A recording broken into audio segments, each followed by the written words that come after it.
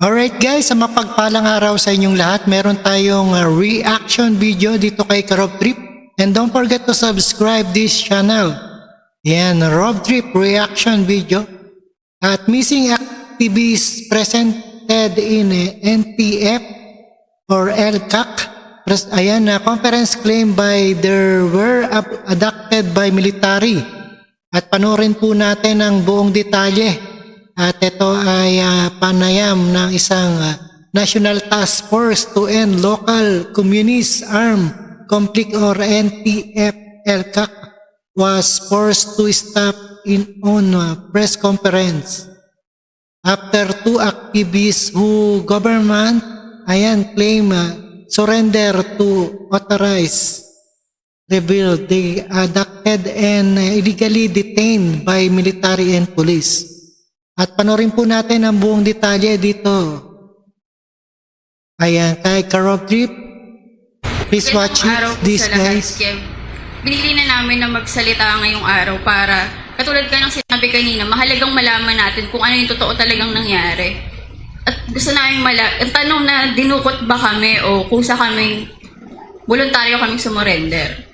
Ang totoo po dinukot kami ng mga militar sakay ng van.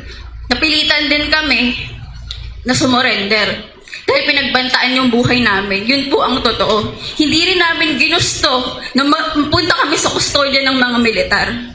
Hindi rin totoo yung laman ng affidavit dahil ginawa yun, pinirmahan yun sa loob ng kampo ng militar. Wala lang kaming magagawa sa mga pagkakataon na yun. Ang gusto lang namin magpakita ngayong araw, yung lantarang pasismo ng Estado sa mga aktivistang ang tanging hangarin, ipaglaban lang yung Manila Bay. May nangyayaring reclamation projects doon. Ang problema doon yung mga mangingisdang mawawalan ng hanap buhay.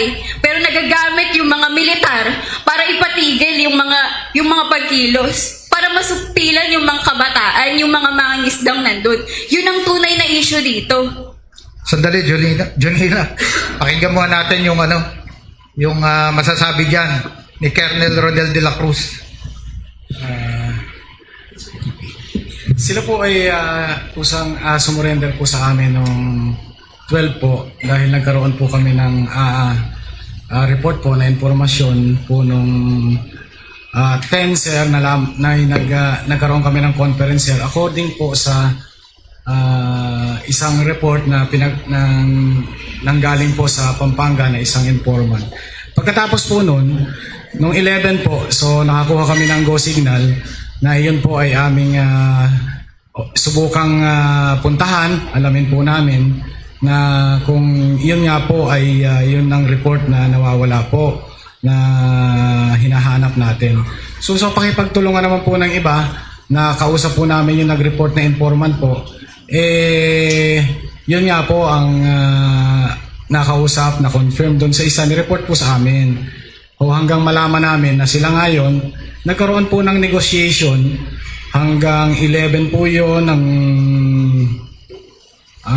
ng September po, tapos hanggang umabot na po ng madaling araw ng 12 po ng 12. Tapos po iyon po ang mga madaling araw na po nung sila ay makarating sa 70 IB na sa ating sundalo po. Pagkatapos po noon, yun na po, mga alas 6 po, na-meet ko na po sila, mga mag-aalas 7. Pagkatapos po noon ay nang nangyari naman po, hinarap po natin sila, kausap po nila ang isa pong mayor din. Pagkakausap po nila dun sa isang mayor po ay yun nga po, nagkakwentuhan sila kung ano yung kanilang mga nangyari sa buhay. Tapos po, yun po ang kanilang usapan. Tapos meron din po sila nun sa health, sa kanilang medical, tinignan din sila. Pinalagay po din natin sa medical kung okay ang lagay nila.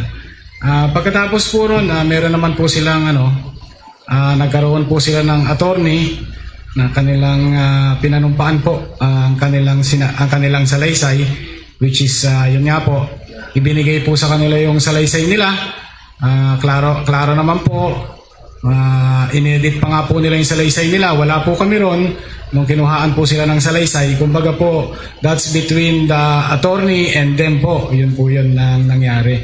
So, pagkatapos po nun, yun na po, nakuhaan sila ng salaysay. Nanumpa pa po, andun po ang magulang ni Jed po. Andun po ang kanyang nanay at tatay. Pagkatapos po sa panunumpa, naipakita naman po ng NTF-ELCAC na nanunumpa sila ng kanilang sarili. Naka-video naman po yun. Nakikita naman po, sila lang po yun na nanumpa sa harap po ng ating PAW attorney po. Ibig sabihin po, wala pong intervention po yun. So, yun naman po ang nangyari sa side po ng 70IB. Kaya po ang ginawa namin, sumurrender sila. Inayos po namin yung pag-surrender, pag-negotiate po kung paano namin makukuha. At dinaan po naman namin sa tamang proseso. Yun po yung sa amin. Hindi ko lang po alam kung ano po yung ano niya, pero klarong-klaro po sa atin, sa militar po, ang lahat ng proseso from tanggapin namin sila hanggang ngayon po na punto na to. Yun po, sir. Alright, thank you, Colonel De La Cruz. Director Alex Umpar. My thoughts on this, kailangan natin tulungan pa rin yung ating dalawang nagbalik loob sa atin sa gobyerno. Anong pa mang dahilan yan, we are here. Kaya ang National Task Force, katuwang ng ating local government unit, nandito po si Mayor Kasahe, at ibang mga ahensya rito na tulad ng DSWD, mga regional line agencies, ay handang tumulong para maging maayos yung pagbabalik loob ng ating dalawang miyembro ng kabilang grupo, no? At isa pa, ang National Task Force, katuwang ng lahat ng ahensya dito sa region, kasama ng local government units at iba pa nating kasamahan sa private sector, would really provide assistance, the needed assistance. As we call nga, sila yung victims of terrorism. Thank you. Thank you. Ayun. Katulad lang din ng sinabi ni Jonila, hindi po totoo na kusang loob po kaming sumurrender dahil pinilit lang po kami. Nung gabi po ng September 2, naglalakad lang po kami sa kalsada nung meron pong dumukot sa amin. May tumigil pong SUV sa harap namin, tapos dinukot po kami, tapos pinilit kaming pasamahin sa kanila. Yun po yung totoo. Akala po namin sindikato. Pero kilala po nila kami. Tapos, Okay, once again, your yun nga po, ganun lang po yung yung nila sa amin, kami po, hindi po namin alam yung sinasabi po na yon na event nila. Ang naging ng 70IB po ron ay yung pagre-rescue po natin na na-report po sa amin. So, yun lang po. So, sa amin po, ang pinangahawakan namin ngayon po kasi, pumirma po sila ng kustodiya po, pumirma po sila ng papel. Ang tingin po namin pala, ito po ay pagtulong na amin silang tutulungan sa sa kanilang pagsusurrender. So, kaya inaayos po namin ang proseso. Pero yun pong na yun, hindi po namin alam ang event. Nalaman lang po namin ito nung 11 na nga po kami na nag-operate. Nung 10, nagkaroon ng report. Tapos nag-operate lang po kami, kung para sa Hindi po, ang Pampanga po namin na-report sa amin at hindi po kami nag-ooperate doon sa Bataan area po. Hindi po namin area yon. So, Pampanga, Bulacan lang po ang aming area na parte. So, baka nga po sindikato, sabi ni Jed, na ang dumukot sa kanila. So, pinrases po siguro na lapit po sa atin. Yun po ang hindi ko po yun po ang tingin ko sa sinasabi nila ngayon. Nakaduda-duda naman po na hindi alam ni Bat kung ano yung tunay nangyari kasi mismo mga kumuha sa amin, inamin nilang mga sundalo sila at nakita namin sa papel ng interrogation paper ang nakalagay 78 ID. Kaya hindi ako naniniwala na hindi alam ni Battalion Commander na dinukot kami. Yeah. Okay, Director Alex, your take on that? With all these allegations around us. Yeah, regarding this allegation, we will stand by kung ano yung report ng AFP. Kaya nga tayo nagkaroon ng ganitong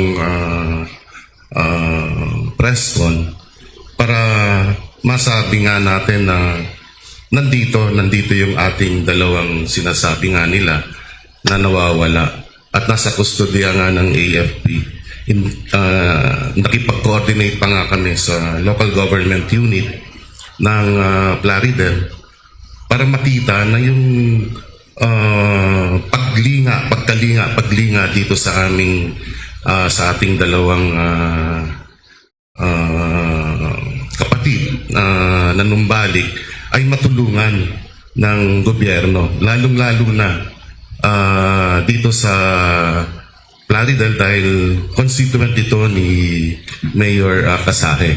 Yun ang aming mission para mailapit at matulungan ang ating dalawang kapatid na nagbalik loob according for AFP, and we stand by with what the AFP and the PNP for that matter na nailahad tungkol dito sa insidenteng ito. Salamat. Alright, thank you. Mayor, your final notes on the matter po.